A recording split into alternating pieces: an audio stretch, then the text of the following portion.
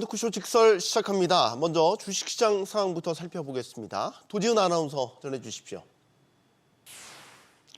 네, 이 시각 시황입니다. 혼란스러운 탄핵 정국의 정치 리스크로 양시장 흔들리는 모습입니다. 탄핵 소추안 표결 불발 여파가 시장에 그대로 영향이 되는 모습인데요.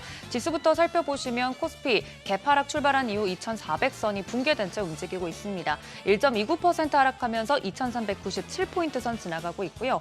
코스닥도 2.85%, 코스피보다 더 크게 하락하면서 642포인트 선의 움직임 보이고 있습니다. 그래도 이 시각 그나마 낙폭을 좀 줄이려는 시도들이 나오고 있는데요. 이어서 수급 살펴보시죠. 외국인이 양시장에서 그래도 장 초반 순매수세를 유지해주는가 싶더니 지금 방향성을 좀 잡아가고 있는 것으로 보입니다. 코스피 시장에서 개인만 3,305억 원어치 팔고 있고 외국인과 기관이 그래도 순매수 기조 유지해주고 있는데요. 기관이 방어해주고 있습니다. 3,276억 원, 외국인은 297억 원 그래도 순매수 포지션 유지해주고 있습니다. 코스닥 시장으로도 넘어가 보시죠. 코스닥 시장에서도 개인들은 매도가 나오고 있는 가운데 외국인과 기관이 순매수 우위 포지션 보이고 있습니다. 외국인이 275억 원, 기관이 319억 원 사고 있고 개인이 610억 원 팔고 있습니다.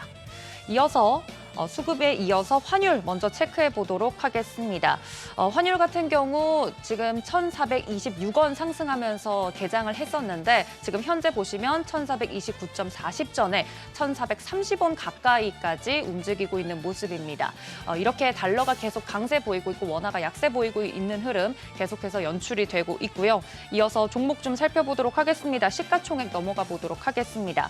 그래도 출발할 때는 전 종목이 거의 다 파란불을 켠 반면 지금은 그래도 빨간불을 좀 켠 종목들이 있습니다. 삼성전자 0.37% 54,300원에서 상승불 켜내고 있고요. SK하이닉스는 0.66% 상승합니다. 16만 8,300원에 움직임 보이고 있습니다. 2차 전지주들도 조금씩 반응이 오고 있는데요. LG에너지솔루션 1.66% 상승, 삼성바이오로직스도 1%대 상승 보이면서 97만 3천원 선에 빨간불 켜내고 있습니다. 그래도 기관, 연기금이 이 시총 상위주들 위주로 좀 매수가 들어오면서 시총 상위주들 빨간불을 좀 켜내고 있는 것으로 보입니다. 6위부터 10위도 살펴보도록 하겠습니다.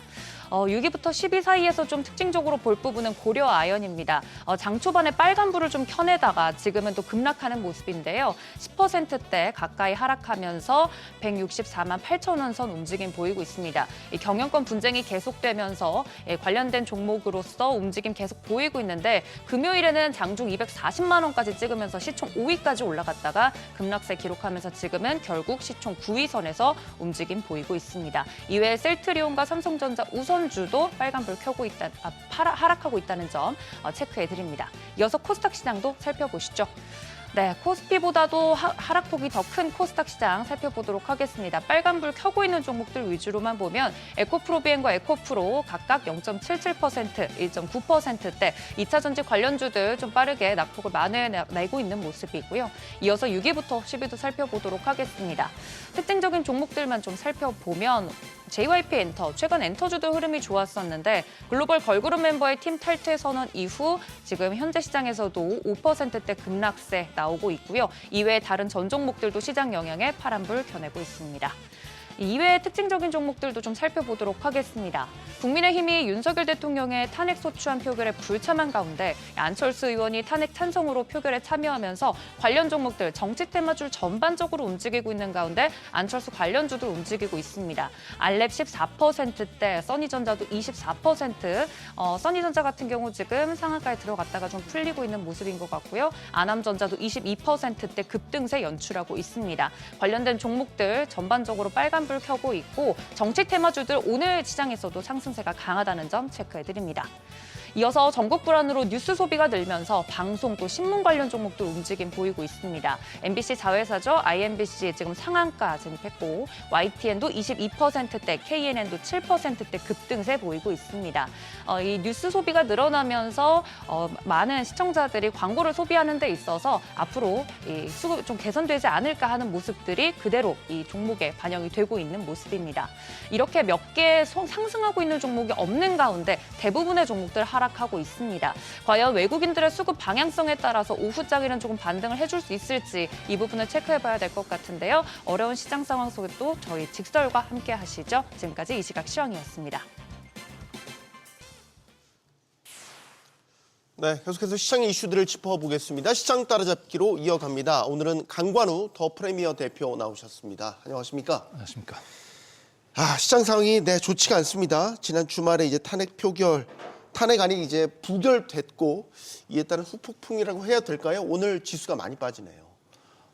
참 주말에 이렇게 보면서 오늘 어떻게 개장을 할까 참 염려가 됐었는데 아니나 다를까 오늘도 이제 2,400선을 하회하면서 시작을 해가지고 조금 이제 걱정이 되고 있고 조금 올라오는 경향은 있죠. 지금 삼성전자, SK 하이닉스가 조금 위쪽으로 방향을 틀어주면서 조금 회복은 되고 있습니다만은 장 후반까지 어떻게 될지는 잘 모르겠습니다. 근데 지금 변동성이 상당히 강한 이런 시장이 되어버린 이제 형국이잖아요. 지금 어쨌든 계엄 정국, 탄핵 정국이 이어지면서 이게 시장이 제일 싫어하는 게 불확실성인데 우리나라에 살고 있는 우리나라 지금 민주화 과정에서 많이 경험 있는 이런 사람들도 앞으로 어떤 정국이 지금 전개될지를 전혀 모르겠어요.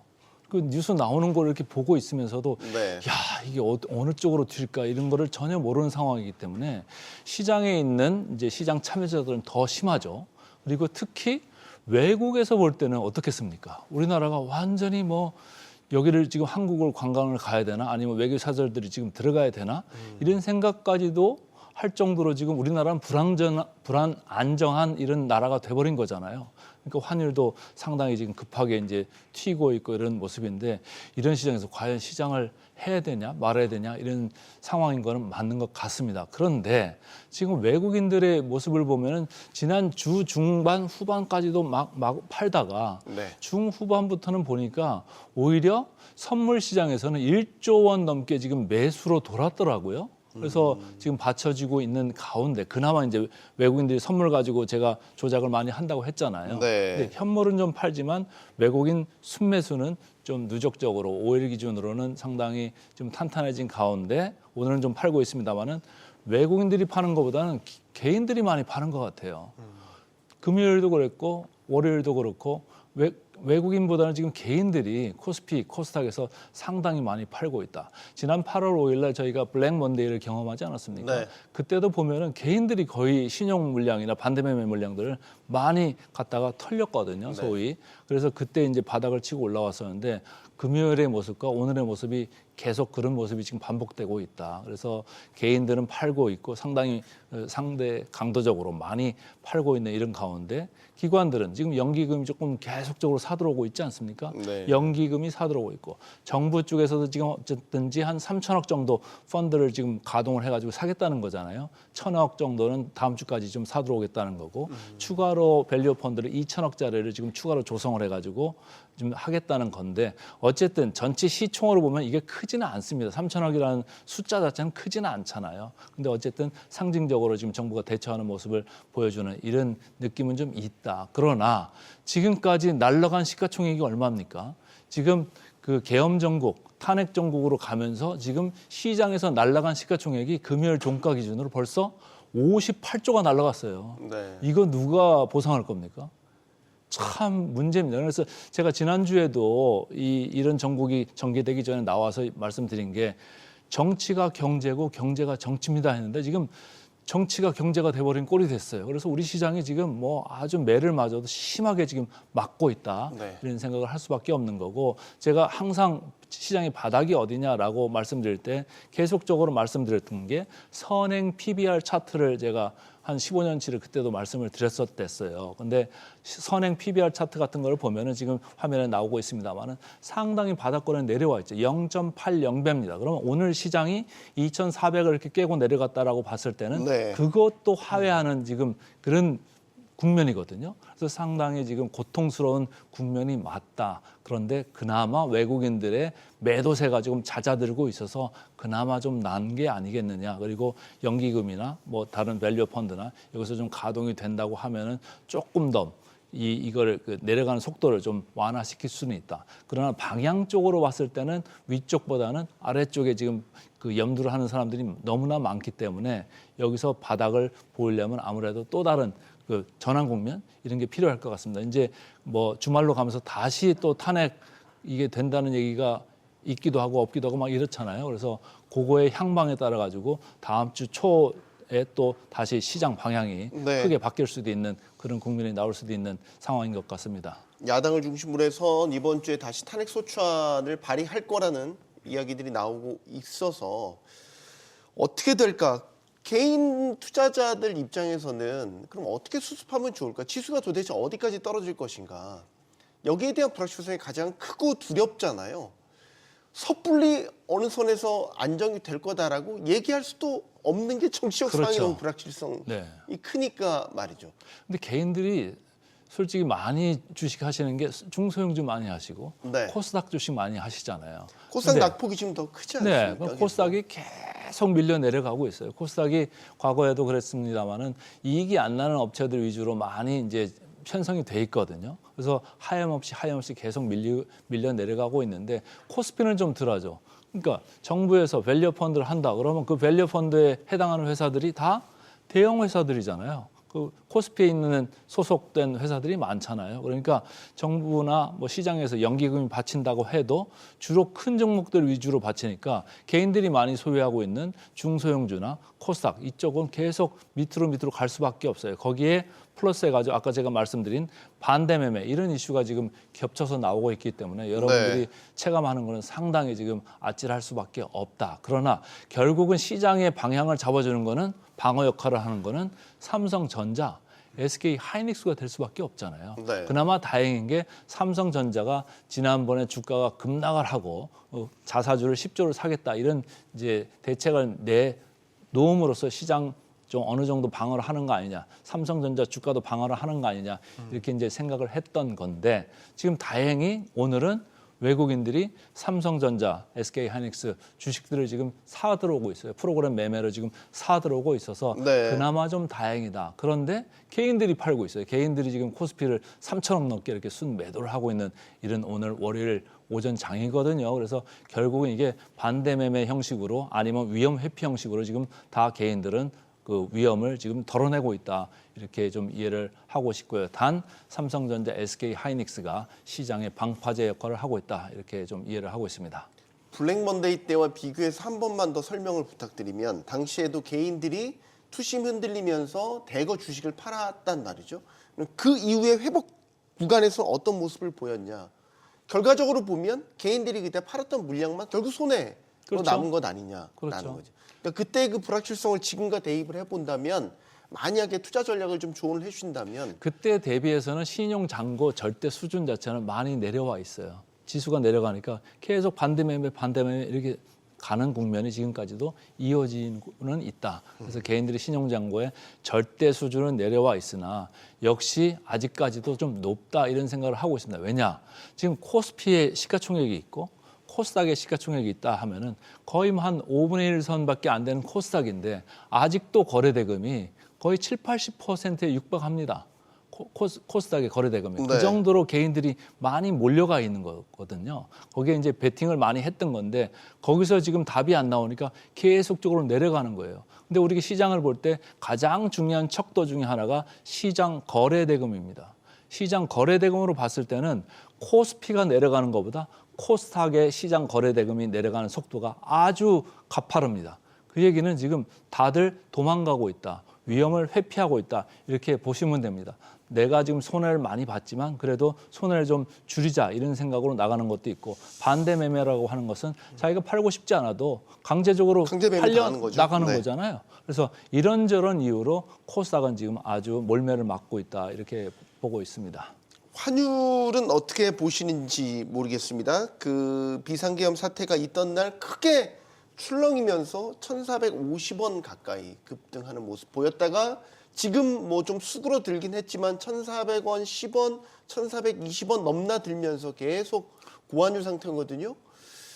이게 지수도 이렇게 떨어지게 되면 외국인들 입장에서는 팔고 나가도 환차손인 거고 그러니까 수급적으로도 계속 이런 환율도 도와주지 않는 상태인 것 같고 언제쯤 이게 딱 방향성이라고 할까요? 환율도 너무 출렁이다 보니까 좀처럼 방향성을 잡지를 못하겠습니다. 방향성은 오히려 위쪽이라고 봐야죠. 지금 1,400원을 이제 깨고 올라온 이런 상황이 됐으니까 아래쪽보다는 지금 방향성은 위쪽이다 이렇게 이제 보여야 되는데 결국은 그 정부에서 지금 하려고 하는 거는 방향성은 어쩔 수가 없다. 그러나 이건 속도 조절을 좀 해야 되는 거 아니냐 이런 생각입니다. 제가 이 아시아 쪽 시장 증시를 한번 2주간 본 그 차트가 있어요. 그런 걸 제가 한번 쭉 보니까 2주간 성적입니다. 상해 지수가 저렇게 많이 올라왔어요. 지난주에도 2% 올라왔고 정반대로 갔어요.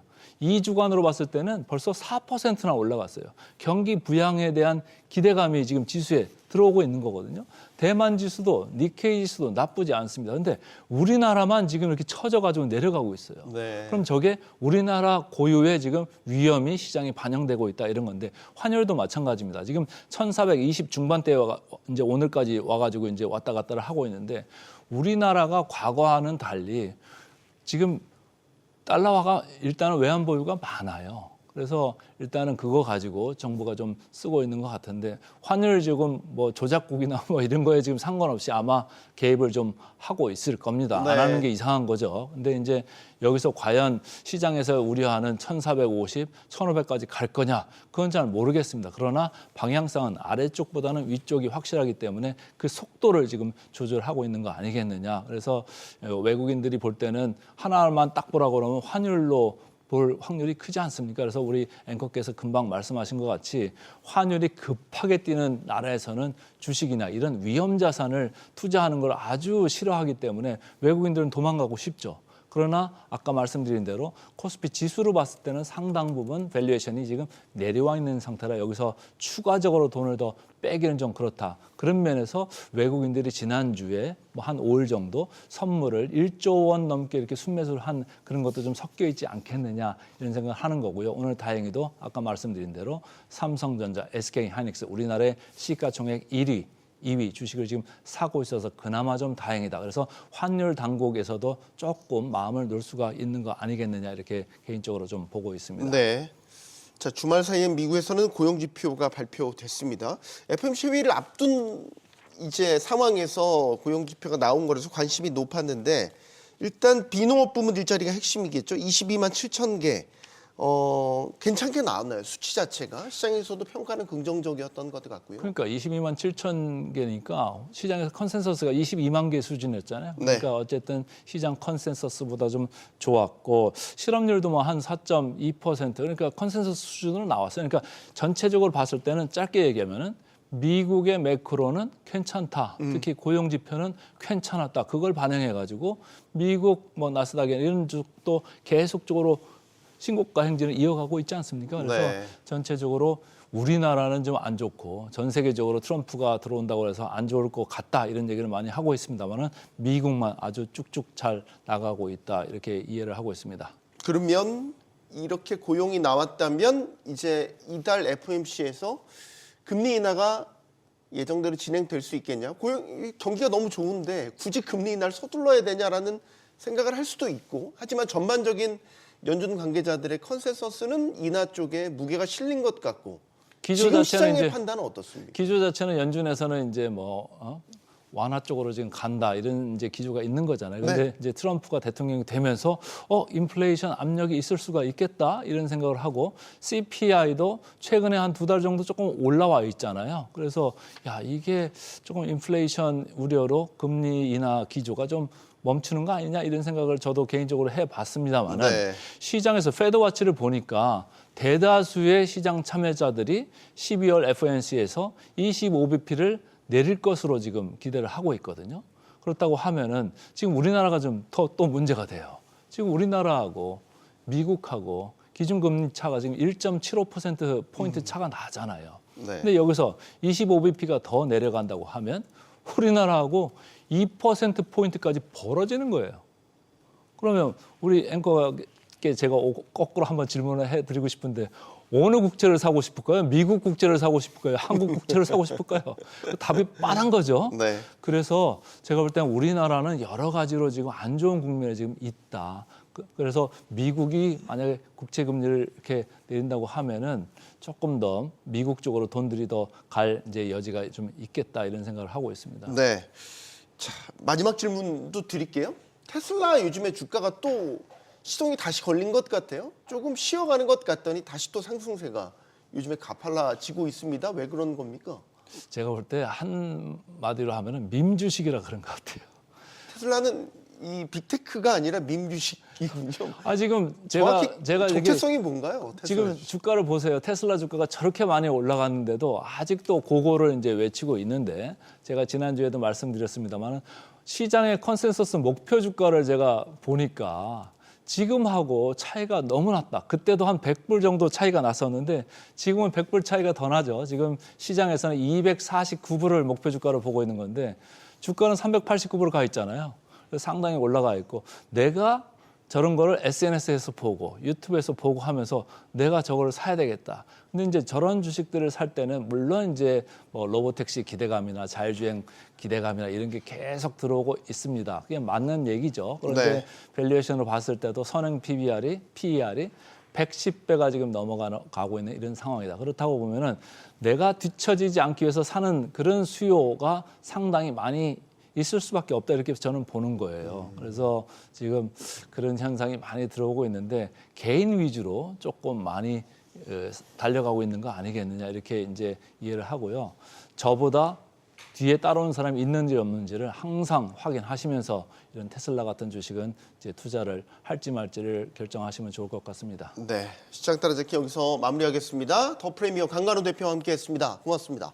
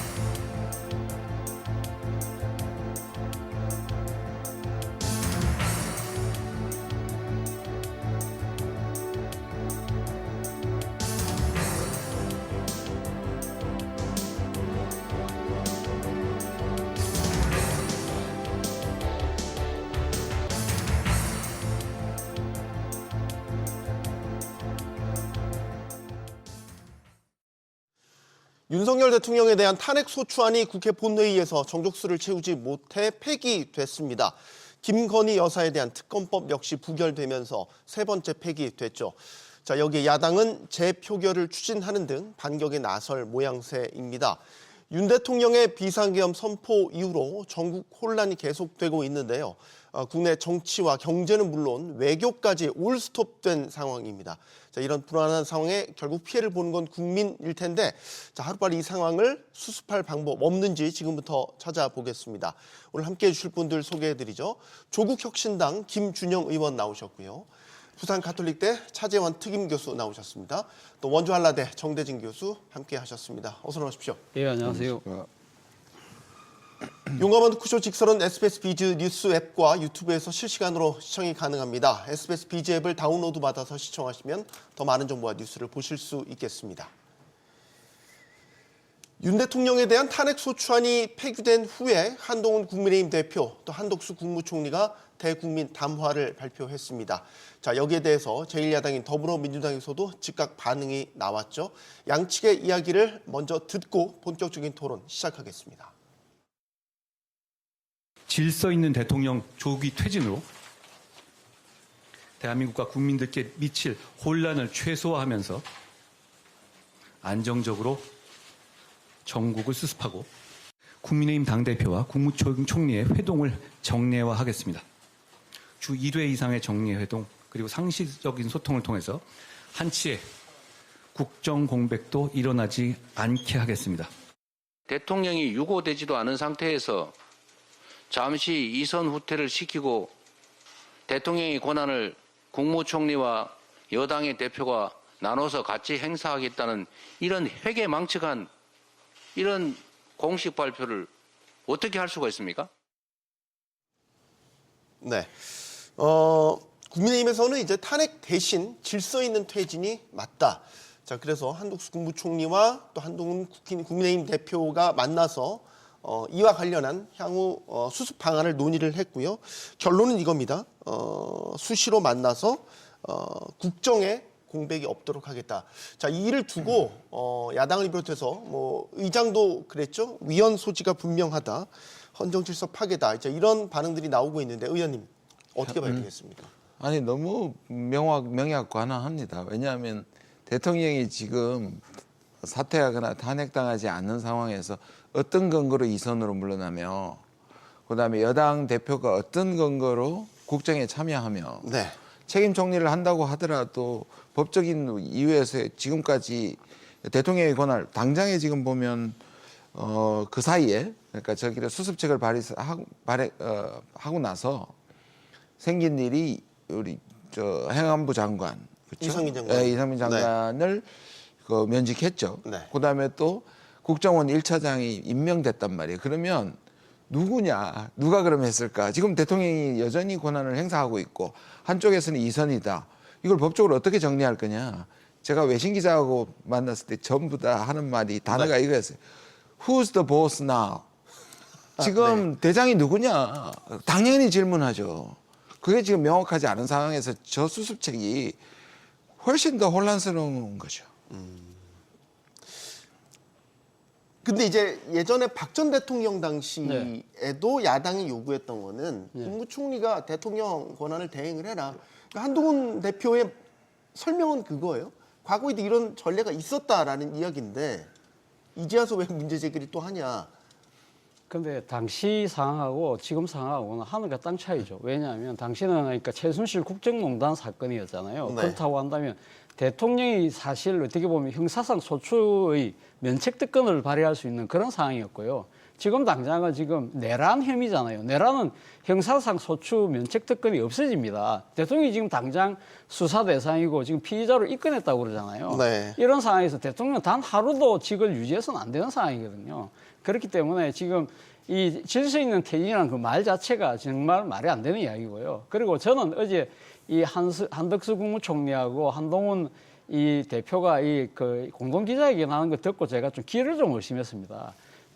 이 한동훈 대표가 소년급제했던 이 뭡니까 이 그 법률 수재잖아요. 그렇다고 한다면 이 어제 이야기했던 부분은 자신이 그러면 대통령 권한 대행처럼 이 주례회동을 통해서 그러면 이 한덕수 총리하고 정권을 공동 운영하겠다는데 대한민국 헌법에 어떤 이 법적 근거가 있습니까?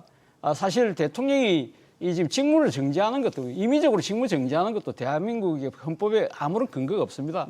그리고 대통령의 권한을 자의적으로 이양한다. 그리고 이 지금 선출되지 않은 권력인 한동훈 대표가 이 국정에 이런 식으로 감나라 배나라 한다? 이거 말이 됩니까? 그리고 또 특히 한덕수 국무총리가 지금 대통령 권한 대행되는 것 자체도 정말 문제가 많아요. 지금 한덕수 국무총리는 아마 내란죄의 수사가 본격적으로 진행이 되면 네. 아마 공범 여부를 따지는 수사의 대상이 될 수밖에 없어요. 이런 분이 지금 대한민국의 국정 운영을 하겠다고 한다는 그 자체가 말이 안 된다는 것이죠. 그래서 네. 저는 어제 그 이야기 들으면서 떠오른 단어는 야 이거야말로 현대판 수렴청정이다. 정말 이 지금 21세기 민주화된 대한민국, 법치국가 대한민국에서는 도저히 묵과할 수 없는 그런 일이 벌어졌고 바로 그래서 야당에서 제2의 내란이라는 이야기가 나오는 겁니다. 네. 한마디만 부탁해요. 네. 저는 이게 아직까지 정리가 안 됐다. 지금 예를 들자면 한동훈 대표는 자기한테 어찌됐든 법적 근거가 없어도 다 넘어왔다고 얘기를 하는데 오늘 윤상현 의원이 뭐라 그랬냐면 아직까지 대통령이 보이진 않지만 권한을 행사한다고 지금 나와서 얘기를 했단 말이에요. 그럼 이게 뭐냐. 그래서 저는 이상민 행안부 장관의 임명권이나 면직이나 아까 말씀드린 1차장 네, 국정원 임명, 네. 이런 것들이 어떤 의미에서 오히려 한 대표한테 아직 내가 보스다라는 걸 얘기하는 그런 맥락일 수도 있는 거죠. 그러니까 지금 말씀하신 것처럼 질서 있는 수습은 이런 상태로는 불가능합니다. 네. 뭐 일각에서 이제 한덕수 국무총리가 당사를 찾은 것도 문제가 있다라고 보는 시각도 있더라고요. 다수의 헌법학자들이 질서 있는 퇴진론 자체가 또 다른 위헌행위에 가깝다.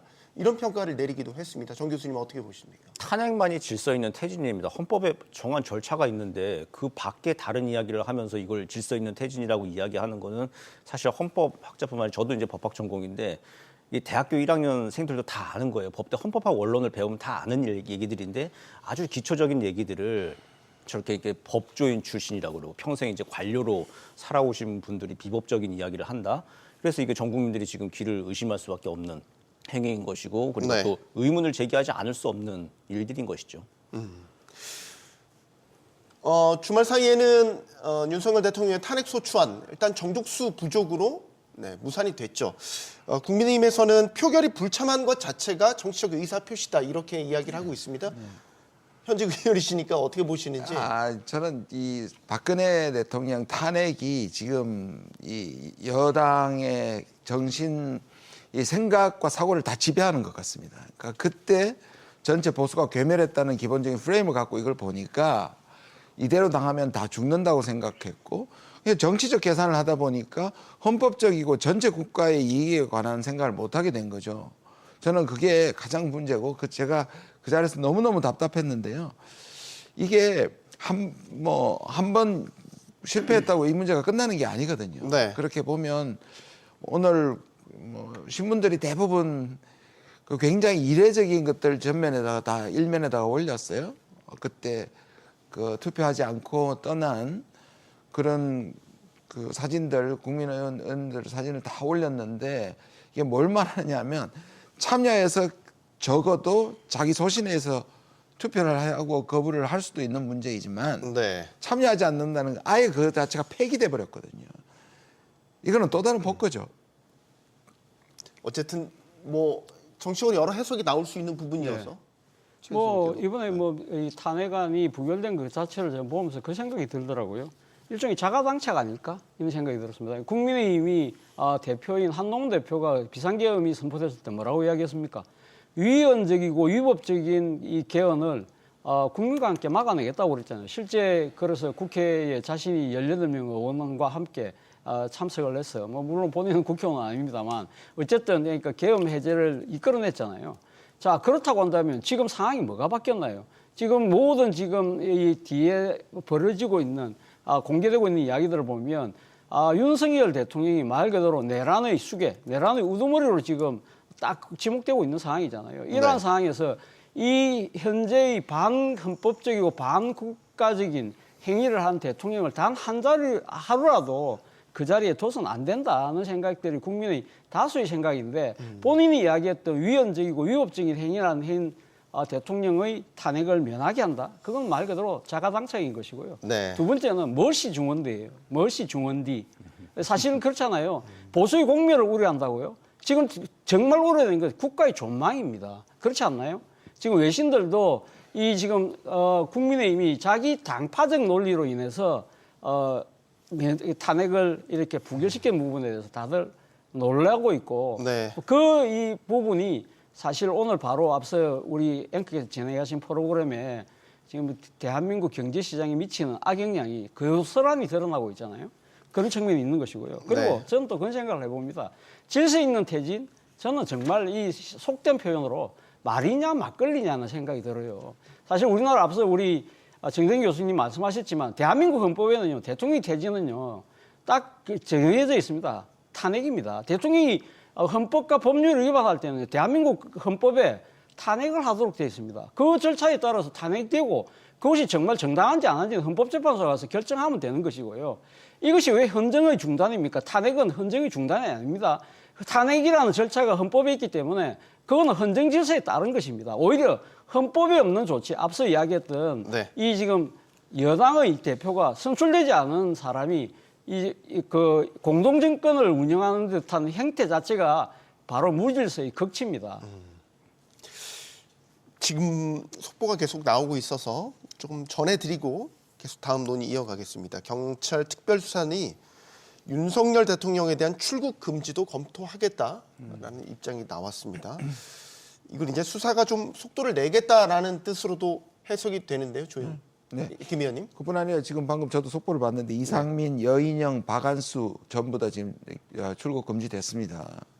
그러니까 자체가 보시면 아까 두 분이 말씀하신 탄핵도 방법이고요. 네. 또 다른 방법은 사퇴는 하야합니다.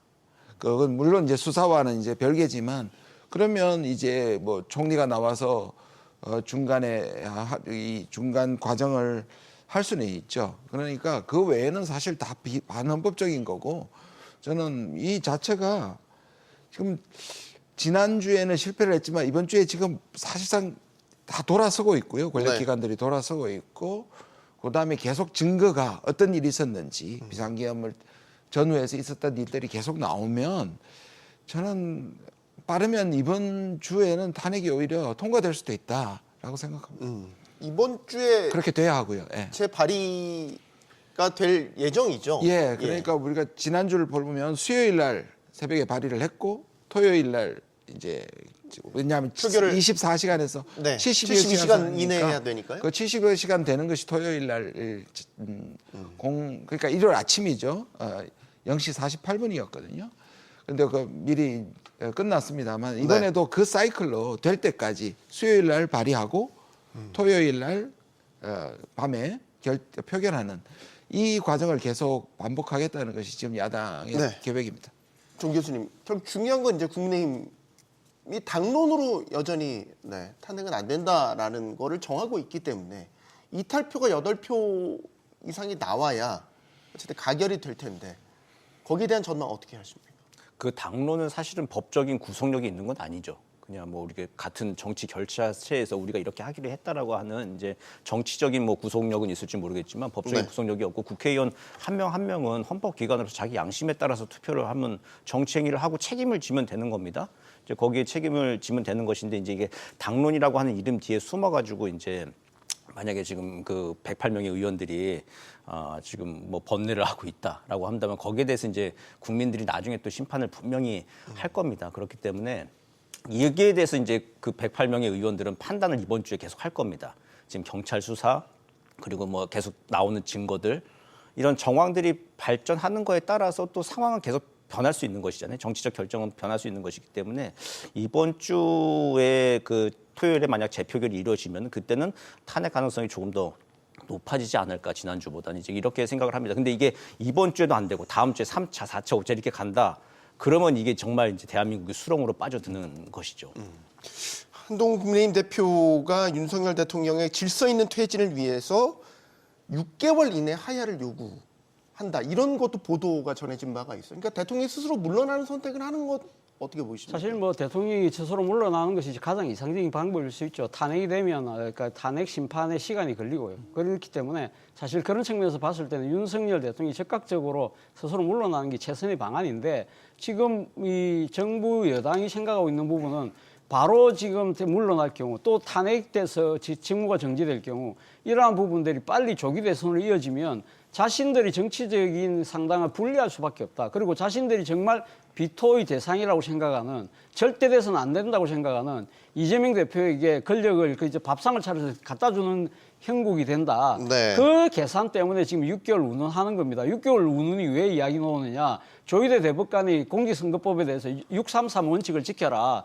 그래서 지금 공직선거법 같은 경우 2심, 3심은 3개월, 3개월 아니잖아요. 그러면 이 빨리 그럼 그러니까 법원에서 빨리 이재명 대표에 대한 재판을 진행시키면 이 1심에서 나왔던 징역 1년의 실형 선고 그것이 최소한 깎인다 하더라도 100만 원, 벌금 100만 원 이상은 유지될 것이다. 그렇다고 한다면 이재명 대표는 아웃시키고 난 뒤에 우리가 본격적인 조기 대선 레이스를 할 수 있겠다는 그런 얄팍한 정치적 계산으로 지금 이 이야기를 하고 있는 겁니다. 그렇지 않나요? 근데 저는 이런 식으로 가서는요, 사실 어떻게 보면 한동훈 대표도 뭐 당의 운명, 뭐 국가의 운명, 뭐 그보다 자기 이 정치적 생명, 자신의 그 정치적 진로 이런 부분을 생각을 하겠죠. 말 그대로 김옥균 프로젝트에 본인이 갑니다. 김옥균 프로젝트가 뭡니까? 당대표가 됐을 때 이 친윤계들이 김옥균이 3.1 천하처럼 흔들어서 쫓아낼 거라고 그랬는데 이제는 그런 상황이 아니라 본인 스스로가 김옥균 프로젝트에 발을 담그게 되는 겁니다. 6개월 내 하야에 6이라는 그 시간, 6개월이라는 시간 안에 정치적 득실에 대한 계산이 담겨 있다라고 보시는 것 같아요. 저는 동의하고요. 그런 얄팍한 수 외에도 일단은 시간을 벌고 싶은 겁니다. 지금 시간을 벌어서 네. 이번 대선에서 뭔가를 자기들이 해볼 수 있는 시간 벌기가 가장 크다고 생각을 합니다. 여기서. 네. 자, 윤석열 대통령이 이제 그 탄핵 소추안 표결에 앞서서 대국민 담화를 발표를 했죠. 일단 사과를 했습니다. 혼란을 드린 데 대해서 사과를 했는데 글쎄요, 연을 돌리기엔 좀 역부족이었을까요? 어떻게 보십니까? 굉장히 역부족이었죠. 국민께 진심으로 사과를 했으면은 박근혜 대통령도 2017년도만 하더라도 그때 기자회견을 하고 뭐 참담한 심정이다 그 얘기하면서 국회에 모든 걸 다 이름을 했단 말이에요. 근데 이제 우리 당과 정부에 이제 이름을 한 거죠. 그러니까 여전히 자기 정파에 속한 자기가 아직도 영향력을 행사할 수 있는 그 범위에 한정해가지고 얘기를 하겠다. 그러니까 야당이 포함되어 있는 국회, 그러니까 국회는 국민의 대표기관이잖아요. 거기에 이름하거나 거기에 전체와 이야기하는 것이 아니라 여전히 이제 우리 당과 정부가 이제 알아서 할 테니 여기에 좀 기다려 달라라고 하는 그런 이야기를 좀 한 건데 지금 아직도 이게 자신만의 이제 세계에 좀 갇혀 사는 듯한 느낌. 그것 때문에 이제 국민들이 불통이라고 느끼는 거고 굉장히 좀 화가 많이 난 겁니다. 여론을 돌리기엔 역부족이었다라는 평가를 내려주셨는데 실질적으로 윤석열 대통령에 대한 지지율이 비상계엄 사태 이후에 급전직하한 모습을 보였습니다. 화면 지금 나가고 있습니다. 평가를 좀 해주셔야 될 것 같습니다. 지금 13% 나왔는데요. 지금 조사 기간에 사실은 지금 그러니까 이 사흘이지만 이 4일 같은 경우 좀 이 여파가 미치기는 조금 부족했다. 그렇다고 한다면 저는 이제 윤석열 대통령의 지지율 추락은 거의 말 그대로 날개 없는 추락이죠. 자, 문제는 윤석열 대통령이 여전히 자신의 행위에 대해서 반성의 모습을 보여주고 있지 않다는 거예요. 지난 토요일 날 윤석열 대통령이 지금 사태 나흘 만에 국민 앞에 섰지만 진정한 반성의 모습이 있었느냐? 그렇지 않다는 것이죠. 사실 자신이 진짜 반성하려면 바로 그 자리에서 나는 자진 사퇴하고 바로 수사기관의 수사를 받겠습니다.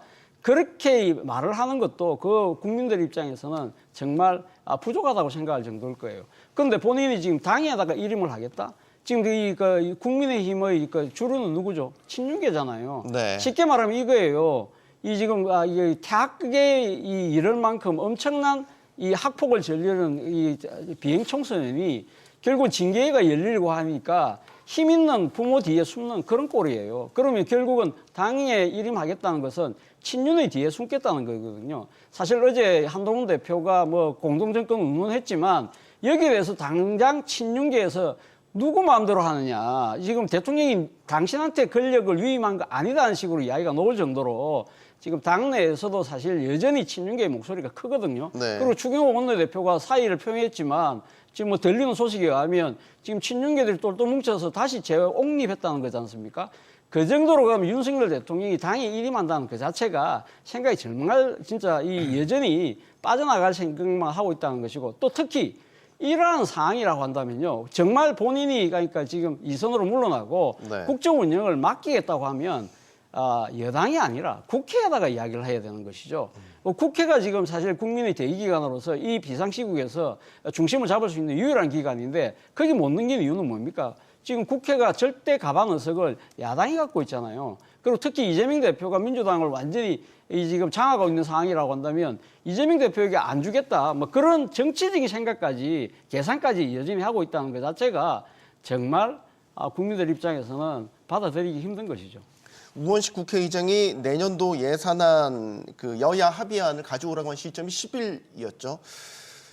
지금 국회 일정들이 다 올스톱된 그런 상황입니다. 네, 왜냐하면 이 자체를 빨리 수습하지 않으면 여러분들이 말씀하셨지만 다른 일들이 다 진행이 될 수가 없잖아요. 지금 아까 말씀드린 것처럼 지금 한동훈 대표도 장악을 못하고 있고 당 내부를 장악하지 못하고 있고 국정은 지금 누가 운영하는지 아무도 알 수 없을 정도로 이렇게 보면 두 사람의 저는 야합이라고 보는데 야합 자체도 깨지면 그럼 권력투쟁이 되고 아직까지 갖고 있는 대통령의 권한을 사용할 경우 그것이 또 많은 부작용을 낳게 될 것이란 말이에요. 그러면 지금 빨리 한동훈 대표는 오히려 자기의 정치적 미래를 위해서라도 지금은 이렇게 생각할 거예요. 이 수습을 자기 주도로 해서 시간을 번다 하면 가능성이 있다라고 생각하는 것 같은데 절대 잘못된 생각입니다. 왜냐하면 아무리 자기들이 이재명 대표한테 권력을 넘겨주기 싫더라도 지금 대통령과 지금 여당이 실패한 것에 대한 책임을 덮고 그것이 공헌이 돼서 이번 선거에서 자기들이 권력을 다시 잡을 수 있다고 생각하는 자체가 넌센스죠. 민주당은 탄핵 없이 예산 협의 없다라는 강경한 입장이고 여기에 대해서 한동훈 국민의힘 대표도 예산으로 국민을 협박하고 있다라고 반발을 했습니다. 그건 그거고 이거 해야 될 건 해야 되는 것 아니냐라는 여론도 있는 것 같아서요, 정 교수님. 그 예산이라고 하는 게 지금 혹시 이제 국회에서 지금 통과가 안 된다 하더라도 일단은 뭐 이렇게 비상으로 좀 쓸 수 있는 것들이 좀 있습니다. 물론 해서 그렇긴 일단 하죠. 정부는 좀 운영할 수 있는 것이고 예비비 쓰고 해서 이 사태가 지금 이제 그 예산으로 국회를 볼모로 지금 사태를 볼모로 잡는다라고 하는 이야기들 이제 이게 전제가 뭐냐면은 이제 6개월, 1년 막 이렇게 간다는 전제예요. 근데 6개월, 1년 이렇게 혼란이 가는 거를 국민들이 사실 원하진 않는 상황들인 거죠. 그러니까 이 상황을 이제 법에 정해진 절차에 따라서 일단락을 짓고 그리고 예산안도 통과시켜서 해서 회복시켜야 되는 거에 대해서 지금 여당 쪽에 정부 여당 쪽에 책임 있게 협조를 하면 되는 문제인 것이죠. 아마 오늘 앵커께서는 참여에 진행하시기가 지금 이견과 쟁점이 없어가지고 좀 힘드실 수도 있는 건데 이게 지금 국민적인 여론인 것 같아요. 절대 다수의 여론인 것 같거든요. 그러니까 기존의 여론조사들 아까 나왔습니다만은 10명 중에 한 8명 정도는 지금 현재 정부 여당 그리고 대통령에 대해서 이제 지지를 하지 않는 입장이었는데 지금 이제 9명 이제 뭐 10명 거의 가까이 전원 만장일치처럼 지금 이제 될 거거든요. 이게 뭐냐면 질서 있는 퇴진, 탄핵을 통한 질서 있는 퇴진이나 헌법 절차의 회복 이런 것들이 없으면 계속 이 여론은 계속 갈 겁니다. 여기에 대해서 계속 갈 거기 때문에 여기에 대해서 오히려 신경 쓰는 게 얘기지 이거를 예산을 볼모로 한다라고 해서 국민들을 설득하려고 한다? 거기에 설득당할 수 있는 국민들은 아마 별로 없을 거고 그 자신들의 이 정파에 속한 이해관계 굉장히 핵심 관계자들 외에는 특별히 없을 거라고 생각을 합니다. 예산안과 관련해서는요. 사실 민주당이 지금 중심을 잡고 있기 때문에 예산안은 아마 처리가 될 거예요. 왜냐하면 사실 윤석열 대통령이 이번에 비상계엄의 발동을 하면서 나름대로 선 이유가 4가지가 있었는데 그중에 하나가 민주당이 예결위에서 정부 예산안을 지금 그러니까 이 원안에서 삭감하는 것만 단독으로 처리한 부분을 그 이유를 들었던 것이거든요. 자, 지금 원래 법정 시한은 12월 2일까지입니다. 그런데 지금 정기국회까지 12월 10일까지 일단 연기를 해놓은 상태인데요. 저는 민주당 입장에서는 아마 이 당장은 뭐 처리를 하기가 좀 탄핵 전에는 하기 힘들다 하더라도 아마 이번 토요일 날 만약에 탄핵안이 가결된다고 한다면 바로 저는 예산을 처리하지 않을까. 물론 민주당의 주도이기 때문에 정액은 할 수는 없겠죠. 그러나 민주당 입장에서는 본인들이 지금 이렇게 예산을 통과시키고 난 뒤에 예를 들면 본인들이 만약에 집권하게 되면 내년에 추경을 해도 된다는 생각을 아마 할 거예요. 그런 생각이고 또 하나는 지금 상황에서 이 12월 31일까지 예산을 통과시키지 못하게 되면 대한민국 헌정사상 처음으로 준예산에 편성되는 정말 국가 초유의 사태가 발생하거든요. 이건 시장에 미치는 영향이 너무 크기 때문에 민주당 입장에서 정책 책임을 가져야 돼요. 그렇기 때문에라도 탄핵이 되고 나면 바로 1차로 민주당이 생각하고 있는 만큼만 추가를, 그러니까 지금 예산을 통과시키는데 오늘 방금 자막에도 보니까 원래 예결에서 통과됐던 안보다 그게 4조 1천억이 그 삭감이었는데 한 7천억을 더 삭감하겠다는, 추가 감액이 삭감하겠다는 것인데요. 국민 여러분들께서 크게 걱정 안 하셔도 됩니다. 왜 677조 중에 4조 1천억은요 0.6%밖에 안 되거든요. 물론 뭐 몇몇 부분에서는 약간 생각보다 적은 돈이 왔기 때문에 조금 운영하는데 무리가 있을지 모르지만 윤 대통령이 이야기하는 지금 국가가 뭐 마비가 되는 그런 상황 절대 발생하지 않습니다. 그리고 그 예산안에 감액하는 거 보면 특정 부분입니다. 민감한 부분이고 그리고 그 가져오면 소명하면 얼마든지 해주겠다고 했던 거지 전체 말씀하신 건 전체 예산을 가지고 지금 볼모로 잡는다는 거는 과장이고요. 근데 문제는 뭐냐면 이러한 예산들이 빨리 결정이 되지 않으면 그러니까 탄핵이 빨리 돼야 되는 이유겠죠 이게. 그러니까 탄핵이 되지 않으면 이게 계속 길어지고 국정 공백이 생기는 거니까 제 생각에는 이걸 연결시켜서 오히려 역공을 할 시간이 아니다. 저는 그렇게 생각합니다. 좀 다른 얘기를 해보겠습니다. 비상계엄 사태가 있고 난 후에 주요국들의 반응도 나왔죠. 이런 이야기도 뭐 전해졌습니다. 환전이 안 된대요. 해외에서. 원화 환전이 안 된다. 세계 경제 10대 경제 강국으로 불리는 우리나라의 원화가 환전이 안 된다. 우리나라의 해외에서 보는 이번 사태를 우리나라에 보는 게 얼마나 그 한국의 이미지를 추락시켰냐를 보여주는 게 대표적인 사례로 이제 꼽히고 있는데 실제 어떻게 보십니까? 외국 많이 다니시고 접촉도 하시니까 예. 이번 사태를 외국에서는 정확하게 어떻게 보고 있다고 보십니까? 엄청난 충격이죠. 우리조차도 2024년에 대한민국에서 이런 일이 날 수 있을까? 저는 굉장히 비현실적으로 느꼈습니다. 공포스러운 그 갇혀 있어서 우리가 통과시킬 때 다시 말해서 비상계엄을 중단시키는 가결시키기 위해서 한 명 한 명씩 이렇게 어렵게 의원들이 들어왔을 때 느끼는 것은 굉장히 비현실적인데 보면 외국의 반응도 똑같은 어떻게 한국의 민주주의 모범 국가가 어떻게 비상계엄 이런 상황이 일어날 수 있을까 얘기를 했는데 2시간 만에 멈추고 나서 비상계엄을 철회했을 때도 한국답다. 그럼 굉장히 잘 된 거라고 생각해요. 어찌됐든. 근데 다시 탄핵이 실패하면서 또다시 이게 지금 한국은 굉장히 요동치고 있다. 그러니까 한국에 대한 여전히 한국에 대한 중요성, 한국에 대한 역할, 한국을 바라보는 시선이 빨리 수습만 하면 그리고 빨리 수습할수록 정상으로 돌아갈 수 있다. 우리가 창피하게 환전 안 해주고 여행 금지국이 되어가는 것들이 창피하지만 네. 이런 민주주의의 복원력을 보여주는 것은 전화 위복이 될 수 있다. 이거를 정치인들은 다 여야를 떠나서 명심해야 됩니다. 네. 정 교수님, 대외 이미지 추락이라는 게 일종의 각인 효과처럼 한국하면 뭐다. 예전에 뭐 K-팝이다. 뭐 이랬다면 한국하면 계엄 이제 이런 식의 이미지가 등가로 나올까 봐 걱정하시는 분들도 많이 있더라고요. 이미 등가로 나오게 됐죠. 그러니까 21세기에 핵실험을 한 국가가 이제 같은 민족인 북한이 유일했습니다. 전 세계에서. 근데 이제 네. 지금 이제 외국 사람들 얘기 들어보면 21세기에 또 남한이 정치 핵실험을 지금 한 거예요. 지금 레임덕에 빠진 대통령이 핵폭탄을 터뜨렸다라고 외신들은 이렇게 표현들을 많이 하거든요. 그러니까 거기 북한의 7차 핵실험 이상 가는 지금 충격파를 전 세계에 사실은 지금 던져준 꼴이 돼버린 거죠.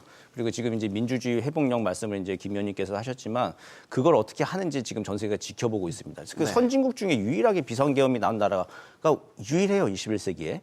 그리고 다른 나라 선진국은 아예 계엄이나 이제 이런 개념 자체가 이제 불분명하거니와 우리나라 헌법에는 있고 법률 체계는 있지만 이제 이걸 실제로 발동을 했다. 대한민국 같은 민주주의 선진국에서. 그리고 이거를 어떻게 빨리 회복하느냐를 보여주지 못한다면은 네. 지금 앵커께서 말씀하신 대로 이제 한국 그러면 떠올리는 게 계엄, 그리고 북한 그러면 핵실험 이렇게 나오지 않습니까? 그런 거와 똑같은 등가 멍해를 하나 더 짊어지게 될 거다 이렇게 보입니다. 자, 지금 속보가 하나 더 나와서 이걸 잠깐만 짚고 가겠습니다. 국방부의 입장이 나왔습니다. 현재 군 통수권은 대통령에게 있다. 어떻게 바로 그게 가장 큰 문제죠. 네, 맞습니다. 바로 가장 큰 문제가 바로 그겁니다. 그렇기 때문에 윤석열 대통령이 단 하루라도 대통령 자리에서 자신의 권한을 행사하면 안 되는 겁니다. 대한민국에서 헌정 질서 체제를 자신이 동원할 수 있는 비상대권을 통해서 그리고 또 이 군대를 동원해서 지금 유일하게 비상계엄에 대한 견제 권한을 갖고 있는 입법부를 유린하고 그랬잖아요. 그런 부분들이 정말 문제고요. 저는 사실 지난 토요일 날 국민의힘이 이 탄핵과 관련해서 본회의장을 이탈했을 때 우연히 BBC 라디오를 들었어요. 라디오 네. 들었는데 제가 좀 깜짝 놀랐습니다. 우원식 의장의 육성을 그대로 중계방송을 하더라고요. 제가 정말 놀랐는데 야 정말 이 외국에서 대한민국의 앞으로의 진로에 대해서 이렇게 관심이 많구나. 그리고 또 바로 NPR, 그러니까 미국 공영 라디오 방송 들었는데 거기도 실시간으로 계속 이야기가 나오고 있는 거예요. 그러니까 전 세계에서 사실 대한민국이 차지하고 있는 국제적 지위와 그러니까 역할 이런 부분들이 단순하게 한 나라의 이 정정의 문제가 아니라는 것이죠. 자 그렇다고 한다면 무엇보다도 지금 앞서 제가 방금 이야기한 대로 이 지금 내란을 지금 획책하고 진두지휘했던 사람이 딴 사람도 아니고 대통령이고 그 대통령이 지금 이 반헌법적인 부분에 대해서 이 대한민국의 정치 제도가 거기에 대해서 제대로 뭐랄까요 통제하고 징벌하지 못하는 그러한 상황이 오히려 외국 사람들한테는 정말 더 큰 불안한 요소고 외국 투자자들한테는 아마 대한민국에 등을 돌리게 만드는 그러한 요인이 아닐까 하는 생각이 듭니다. 보시면 굉장히 기괴한 상황입니다. 제가 그 탄핵 표결 과정이 있던 그 밤에 그 로텐더홀이라고 있습니다. 네. 본회의장에는 아무도 그 의원 외에는 못 들어갑니다만 로텐더장에 기자들이 그냥 빡빡하게 들어서 있었고 거기에 외신들이 거의 10개 넘는 외신들이 들어왔고 저도 그 자리에서 즉석에서 인터뷰를 5-6개를 했거든요. 네. 지금 말씀하신 것처럼 이 자체가 너무 기괴하고 이게 지금 말이 안 되는 것이고 제가 CNN이나 BBC하고도 했을 때도 오히려 거의 생중계하듯이 그러니까 보통은 방송을 하면 약속하고 언제 잡는 게 아니고 매우 혼란스러운 가운데 본회의장을 보였다가 로텐더장을 보였다가 제가 중간에 끼어들어가지고 전혀 편집 없이 방송을 하고 그 관심이 엄청나게 놀랐습니다. 네. 역설적으로 우리가 말씀하신 것처럼 전 세계에 끼치는 영향력이 과거와 다르기 때문에 이것이 세계 민주주의에 대한 것도 굉장히 큰 역할을 하고요. 지금 트럼프가 사실 등장하는 것과 연결해서 왜냐하면 트럼프가 지난번에 낙선했을 때 그 네. 낙선에 불만을 내고 1월 6일 날 그다음에 2021년 1월 6일 날 의회 난입이 있었잖아요. 네. 물론 그거는 군대에 의한 비상계엄은 아니지만 네. 이 민주주의의 보루인 이 의회에 의회에 점거를 했죠. 민주주의의 시민자들이. 원천이라고 해야 하는 미국과 민주주의의 발전 가장 좋은 모델이라는 두 쪽에서 민주주의의 위협에 도전을 받았단 말이에요. 그럼 이 결론이 어떻게 나는가에는 이 전 세계에 관심이 될 수밖에 없죠. 자, 한편 이번 비상계엄 사태와 관련해서 동맹국인 미국에 사전 통보 없이 비상계엄을 선포했다 이렇게 전해졌죠. 자, 여기에 대해서 미국에서는 불편한 심기를 숨기지 않았습니다. 관련 목소리도 듣고 계속해서 토론 이어가겠습니다. I think President Yoon badly misjudged. Political differences be resolved peacefully and pursuant to the rule of law. That's what we're seeing now. That's what's so important to sustain. 네, 미국의 반응을 뭐 주시하지 않을 수 없죠. 일단은 심각한 오판이다. 그리고 위법적인 소지가 있다. 사전 통보가 없었다. 이런 부분들이 강조가 되고 있거든요. 전반적으로 불편한 심경을 드러낸 것 같습니다, 정 교수님. 네, 미국의 국무부에서 이 정도 표현은 독재 국가들한테 쓰는 표현들입니다. 표현을 지금 우리가 그걸 뒤집어 쓰게 된 거고 미국의 충격은 더할 건데 뭐냐면 비슷한 배경과 조건 생각을 가지고 있던 걸로 알고 있던 친구가 예컨대 이런 거예요. 멀쩡하게 같이 회사 동료로 잘 일하고 같이 밥 먹고 열심히 일 잘하고 그렇게 친한 친구인 줄 알았는데 이 친구가 보니까 N번방 주범이고 막 이런 거 있지 않습니까?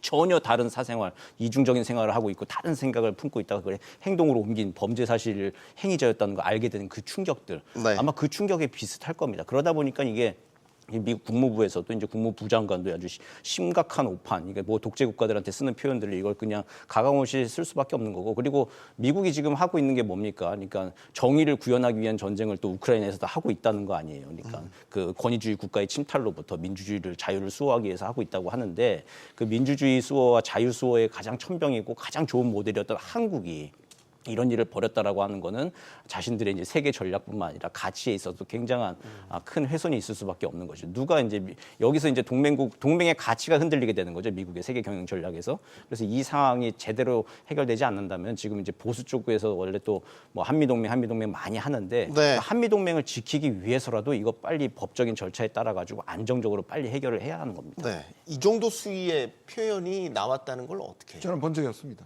이 한미 간에. 그리고 대체로 우리 과거에 정변들이 있었고 쿠데타가 있었고 또 박근혜 이렇게 됐을 때도 네. 저 두 분 중에 국무부의 블링컨 정도는 나올 수 있을 것 같아요.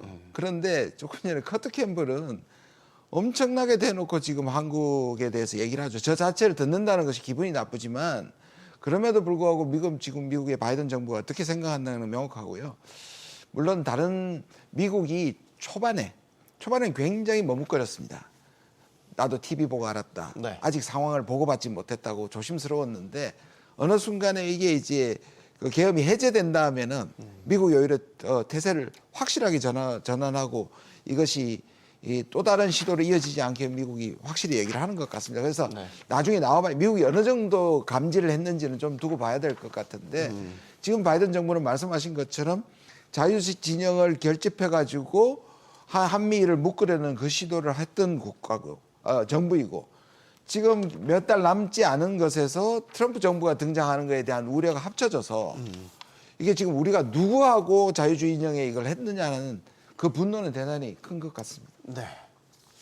이게 사전 통보가 안 됐다는 거에 대해서 되게 방점을 찍은 반응들이 좀 나오고 있더라고요. 바이든 대통령이 이제 외부 행사를 소화하던 중에 보고를 받았다라고 해서 좀 충격을 받았다 이런 식의 이제 보도들도 나오던데. 당시 바이든 대통령이 제가 알기로는 앙골라를 방문하고 있었거든요. 네. 뭐 그런 상황이었기 때문에. 근데 뭐 이런 비상계엄하고 하는 윤석열 대통령 입장에서는 상당히 보안이 최고의 문제인데 그 부분을 미국이 아무리 동맹이라도 미국한테 이야기를 했겠습니까? 자신들 지금 뭐 이 수석 보좌진들도 몰랐다는 식으로 지금 보도가 나오고 있는 상황이라고 한다면 나름대로 아마 보안을 하는 문제에 있어서 당연히 미국이라는 생각은 아마 제끼고 이야기를 계획을 했겠죠. 사실 미국 쪽에서 나온 이야기 중에서 저는 사실 가장 핵심적인 그 단어가 그거 같아요. 동맹의 근간은 민주주의다. 민주주의가 동맹의 근간이라는 것이죠. 그러니까 민주주의를 뒤흔드는 동맹하고는 어떻게 우리가 같이 일을 할 수 있겠냐. 뭐 그런 뜻을 그러니까 지금 포함하고 있는 것이 아닐까 하는 생각이 드는데요. 네. 저는 사실 미국의 입장에서는요, 모르긴 몰라도 사실 그동안 이 미국의 정보기관들이나 이런 쪽에서는 아마 한국의 군부의 움직임을 상당히 예의주시하고 있지 않았을까 하는 생각이 들어요. 왜냐하면 오늘 지금 박범계 의원이 무슨 이야기를 했냐면 이번 10월 달에 평양에 무인기가 등장해갖고 김여정이 한 번 더 재발하면 우리 참지 않겠다 하면서 막 남쪽을 향해서 이야기했던 부분이 있잖아요. 그런데 우리 국방부 당국에서는 확인해 줄 수 없다. 그렇게 이야기한 부분인데 오늘 박범계 의원의 주장에 제보를 받았다면서 하는 이야기는 뭐냐. 김용현 전 국방부 장관이 그걸 보냈다는 거예요. 그럼 보낸 이유는 뭐냐. 국지전을 유발시키기 위해서. 그럼 국지전이 일어나면 그걸 빌미로 해서 기하로 해서 비상계엄을 하려고 했다. 그리고 또 하나 어저께 나온 보도에 보면 김용현 전 장관이 이 오물풍선에 대한 원점 타격을 하라고 이야기를 했는데 합참에서 반대했다고 그러잖아요. 네. 자, 이러한 상황을 그러면 평양의 무인기 부분에 대해서 주한미군이 그걸 전혀 모르고 있었을까요? 그러면 그 실체는 그러니까 뒤에라도 누가 보낸 정도는 알았겠죠. 만약에 박범계 의원의 주장이 맞다고 한다면 아마 미국의 정보기관이나 미국의 입장에서는 이 문제를 상당히 심각하게 아마 들여다보고 있었을 가능성이 더 높다. 그 문제는 앞으로 향후 파장에 있어서 그럼 대한민국 군부를 미국이 가면 이 동맹의 파트너로서 신뢰를 가질 수 있을 것이냐. 저는 그 부분이 제일 걱정됩니다. 한미동맹 문제 없겠냐 이번 사태로. 여기에 대한 여러 해석들이 분분하게 나오고 있어서 앞으로의 전망 어떻게 보십니까? 뭐 지금 현재 상태로서는 그 미국의 판단 그리고 또 한국 정부가 지금 뭐 사실상 무정부 상태이긴 하지만 한국에 대한 기본적인 신뢰는 있다라고 봐야 되겠죠. 그러니까 만약 이런 거예요. 동업을 하고 파트너로 어느 기업하고 잘 이렇게 튼튼한 기업하고 잘 이제 협의를 하고 사업을 프로젝트를 이어나가고 있는데 그 기업의 CEO가 맨날 이렇게 술 취해 있고 판단 미스를 내리고 막 이제 그러면 CEO를 갈아야 되는 거지. 그 기업 자체 파트너 자체를 가려고 하지는 않겠죠. 그 기업 자체가 튼튼하다고 한다면은 한국이 가지고 있는 지정학적인 위치나 그리고 또 한국이 가지고 있는 역량이나 이런 걸로 봤을 때는 대체 불가입니다. 이런 상태에서는 여기에 대한민국의 이제 CEO를 교체해서 대한민국과 함께 가는 게 중요한 것이지 여기에 무슨 뭐 어느 한 정권이나 무슨 개인의 호불호 때문에 미국이 뭐 동맹의 가치를 훼손하고 전략적으로 배제를 한다라고 하는 건 이제 그런 일은 있을 수는 없는 거죠. 네. 근데 이제 이 그 CEO 배제하고 바꾸는 일에 이제 우리가 제대로 질서 있게 빠르게 안정적으로 행동을 해야 되는 것이죠. 네. 저는 동맹 자체는 큰 문제가 없다고 봐요. 약간의 요동이 있을 것이고 그런데 미국이 한국을 필요하는 것도 상당하기 때문에 근데 문제는 뭐냐면 지금 트럼프가 오잖아요. 그러니까 동맹이라는 이 기본적인 것은 유지가 되겠지만 이제 협상의 위치라든지 지금 우리가 예상되는 트럼프가 가져올 수많은 압력들을 지금 우리가 제대로 견뎌낼 수 있을까? 물론 장기적으로 생각하면 제대로 안 된 CEO 말씀하신 것처럼 윤석열 정부가 보다는 더 나은 정부가 등장할 수도 있겠지만 우리가 확실히 지금 미국과의 입장에서 불리한 위치에 있고 대처를 못할 수도 있다. 이게 늦어지면 1월 20일 날 지금 취임을 하면서 첫날에 수많은 행정명령을 준비하고 있고 그중에 하나가 보편관세고 보편관세를 바로 때리면 이걸 누가 가서 어떻게 협상할 것이며 우리에게 걸려있는 분담금이나 보조금 문제나 이 관세 문제를 지금 이런 상황에서 정리하지 않고 어떻게 할 것이냐가 가장 큰 문제입니다. 조태열 외교부 장관이 필립 골드버그 주한대사를 접견했죠. 한미동맹 굳건하다 입장을 공식적으로 밝혔습니다. 근데 이제 아까 미국의 입장이 이제 확고해졌다. 오히려 계엄 사태 이후에 비터차 미 전략국제문제연구소 석좌는 이런 전망을 내놓기도 했더라고요. 만약에 2차 계엄 시에 미국이 개입할 수도 있다.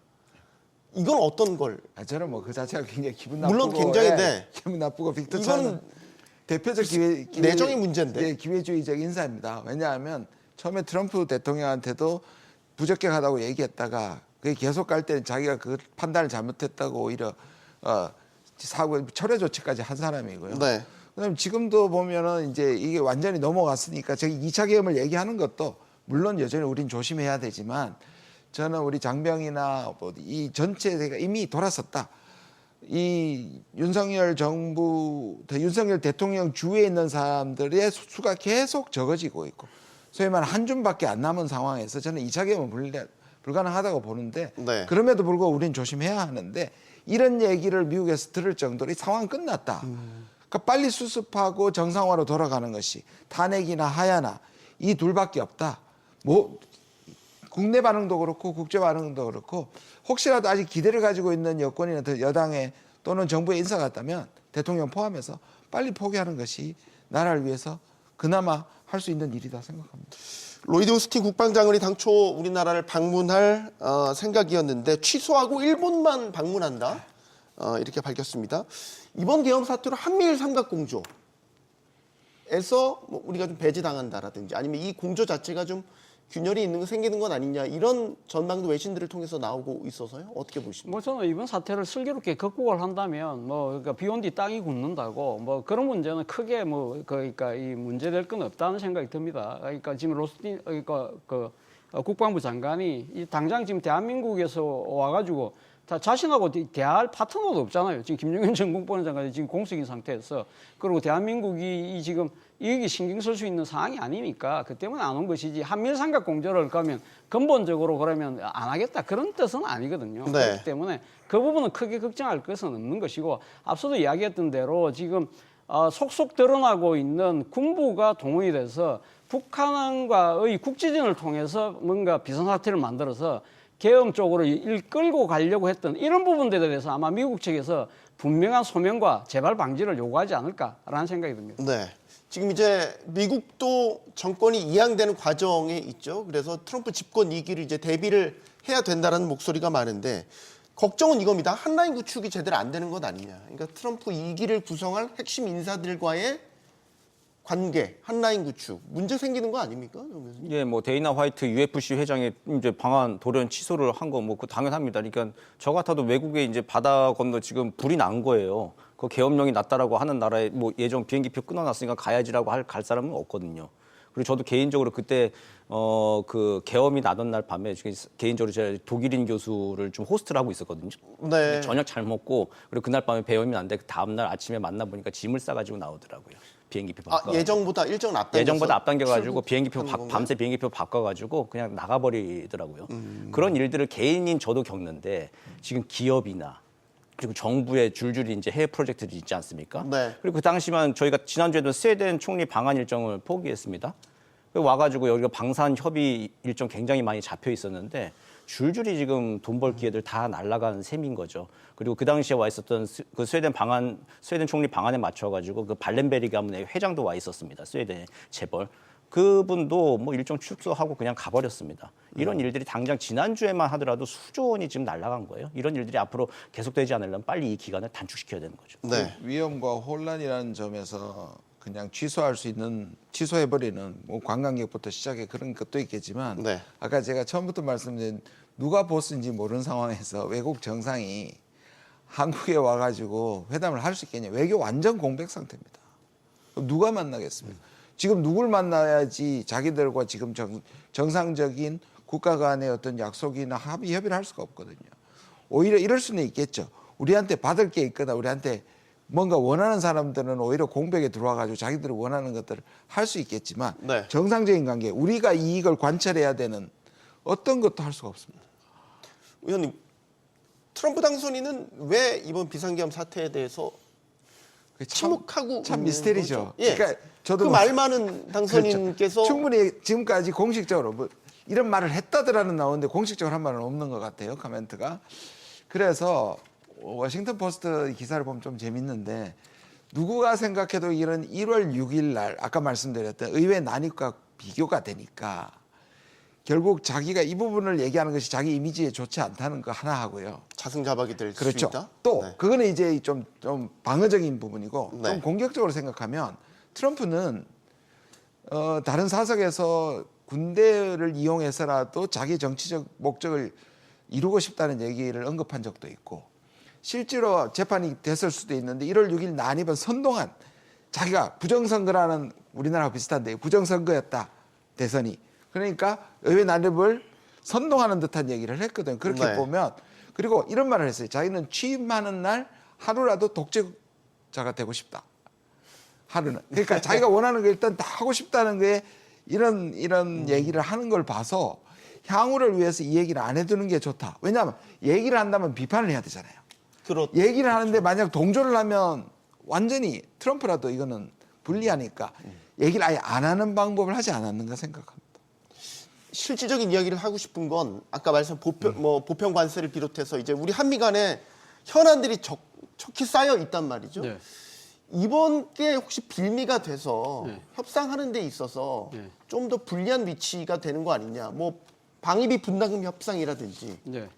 안보와 관련된 방위비 분담금에서 100억 달러 이야기했잖아요. 그러니까 미국 조야에서 놓은 이야기가 이거 좀 너무 심하다. 한국과 지금 이거 미국과의 관계, 동맹의 관계를 생각했을 때는 뭐 그런 이야기들을 하고 한국은 상당히 민주주의 모범국이고 그리고 또 이 2차 세계대전 이후에 이 세계 원조를 받던 수혜국에서 원조를 주는 공력으로 바뀐 단 하나의 나라다. 그러니까 미국 나름대로 대외 정책의 소위 말하는 롤 모델에 대한 상당한 자부심을 갖고 있었던 나라였는데 이런 부분이 다 무너졌기 때문에 그렇기 때문에라도 사실 이 트럼프의 무리한 요구가 사실 미국 조야에서 반대가 많았거든요. 근데 네. 지금 이 대한민국이 이렇게 근본적으로 흔들리는 상황에서는 누가 그럼 한국 편을 들어줄 수 있는 목소리가 나올까 이런 생각이 든다는 것이죠. 그리고 한편으로는요, 트럼프 입장에서는 이런 생각을 할지도 몰라요. 내가 당선될 때마다 한국의 대통령이 왜 계속 탄핵되지? 그런 생각하지 않을까요? 본인이 2016년 당선될 때 11월 달에 박근혜 대통령이 통화했어요. 곧 만납시다. 그래놓고 박근혜 대통령이 탄핵되고 그냥 해서 못 만났어요. 그 다음에 문재인 대통령하고 만났죠. 네. 이번에도 지금 윤석열 대통령하고 또 통화했잖아요. 그런데 곧 만납시다 했는데 또 윤석열 대통령도 이렇게 되면 본인 입장에서 이거 뭐지? 내하고 뭐 한국하고 뭐가 끼었나 이런 생각할지도 모르겠다는 생각도 드는데 제 나름대로 이 지금 우스개가 네. 아니라 네. 사실 그러니까 트럼프가 한국을 바라보는 인식 자체가 상당히 왜곡될 수 있다는 거죠. 이런 부분이 문제라는 거죠. 일어나지 않은 일에 대해서 가정에서 얘기를 드릴 수는 없겠죠. 어쨌든 계엄령 후폭풍을 계속해서 걱정을 하고 있는 건데 방위비 인상 압박 카드로 작용할 가능성이 충분히 있다. 어떻게 보십니까, 정 교수님? 예, 뭐 트럼프가 취임을 하면은 방위비 분담금 재협상을 하는 거는 뭐 100% 기정사실입니다, 거의. 근데 이제 이거를 근데 상대편이 없는 상태에서 오히려 이 혼란을 틈타서 더욱더 흔들기를 할 수도 있는 거죠. 이 쪽에 한국 쪽의 의사결정권자가 지금 없는 상태에서 트럼프 같은 스타일로 봤을 때 최대한의 압박을 하게 방위비 분담금 이야기하고 그리고 네. 방위비 분담금 이야기 안 들어주면 주한미군 빼겠다라고 한 이야기하면서 이제 흔들기 나설 수 있는 거 충분히 개연성이 있습니다. 이런 상황에서는 오히려 트럼프 같은 경우에는 또 호기로 사용할 가능성도 이제 배제할 수 없는 것이죠. 우리 바이든 행정부에서 이미 한번 방위비 협상에 대한 타결을 지었지 않습니까? 예, 당연하죠. 근데 문제는 그럼 발효되는 거 아닙니까? 그러면 FTA를 1기 때 트럼프가 그때 우리가 250억 불 정도 우리가 대미 무역 흑자를 했거든요. 네. 그러니까 그 조약조차 둘 다 의회를 통과해야 되는 조약조차 수정을 시킨 사람이고 그런데 지금 분담금은 우리는 의회 통과 사안인데 미국은 행정명령입니다. 네, 네. 그래서 제가 이번에 사실은 일각에서는 이렇게 얘기합니다. 트럼프 등장하기 전에 트럼프가 지난 5년, 향후 5년간을 해놓으면 묶어두는 게 낫다라고 해서 이번에 빨리 통과시켰는데 저는 반대표를 던졌거든요. 왜냐하면 올려놓은 곳에서 시작할 겁니다. 그러니까 트럼프는 이걸 다 무시하고 제가 걱정되는 거는 지금 제대로 탄핵이 되고 수습이 되고 다음 대선까지 이어져도 수개월이 걸릴 거잖아요. 네. 그 안에 트럼프가 등장해서 이런 것들 다 해버릴 텐데 그럼 누가 가서 이걸 예를 들어서 100억 불일 때 이걸 낮추기 위해서 협상하는 팀의 힘을 받을 수 있느냐? 누가 가서 실제 권한을 가지고 미국과 협상할 수 있느냐가 가장 사실은 더 큰 문제입니다. 한미동맹은 계속 가리라 하는 이런 추상적인 게 아니라 실질적으로 지금 발등에 불이 떨어졌다. 하루라도 빨리 정상화시켜야 된다고 생각합니다. 이제 토론을 마칠 시간이 돼서요. 마지막 북한 관련된 이야기를 해보려고 하는데 북한 도발 걱정 안 해도 되겠습니까, 정 교수님? 북한은 지금 채 3주도 안 남았으면 당 전원회의를 해야 되는 시점입니다. 오히려 김정은이 지금 불안해하고 있을 거라고 저는 개인적으로 생각을 합니다. 지금 이번에 보면 평양 무인기 사건도 그렇고 오물풍선 원점 타격 같은 것도 속속 드러나고 있잖아요. 이거 잘못했다가는 지금 또 아직 국방부가 대통령이 군 통수권자라고 이야기하는 이 시점에서 아마 지금 현역 군인들이 현명한 군복 입은 민주시민이기 때문에 현명할 판단을 하리라고 믿지만 이 상황에서도 이상한 도발들이 오히려 남쪽으로부터 일어나지 않을까. 오히려 김정은이 걱정하고 있을 수도 있거든요. 이런 상황이기 때문에 남측의 상황에 그리고 또 두 국가론 선포한 다음에 직접적으로 개입할 그런 의사나 여지가 없을 겁니다. 그리고 무엇보다 연말에 당 전원회의 국내 문제를 해야 되기 때문에 지금 북한발 도발이 먼저 있을 거다라고 생각하기는 지금 좀 가능성은 좀 낮아 보입니다. 차 교수님도? 예, 저도 동감합니다. 사실 북한 입장에서는 지금 우크라이나에다가 자기들의 병력들을 지금 파병한 상태에서 지금 도발을 해서 과연 본인들이 감당할 수 있을까요? 그런 측면이 분명히 있는 것이죠. 네. 과거에 북한이 소위 말해 문제가 이런 위기 상황이 전에는 도발도 하고 했지만 과거에도 한국에 이런 유사시가 생겼을 때 오히려 훨씬 더 조용했던 것이고요. 저는 창피한 게 러시아 외교부가 뭐라고 했냐면 북한의 우려가 진짜 합당하다. 그러니까 남한이 불안한 것이 북한이 우려가 돼서 북러 협력을 원하는 것이 합당할 정도로라는 얘기에 논평을 듣는다는 것이 참 한심합니다. 이 비상계엄 사태가 무산된 것은 한국 민주주의의 승리이고 현 시점에서도 민주주의는 한국의 경제적 번영을 위해 중요하다.